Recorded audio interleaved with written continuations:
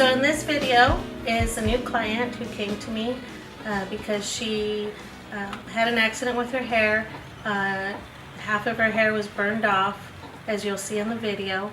We decided to put tape-in extensions, and you'll see my technique. This is a custom installation, and if you do have tape-in extensions and they're installed correctly, and you do not wash for 48 hours and you do not apply conditioner or oil on them, they will stay in. They will not come out.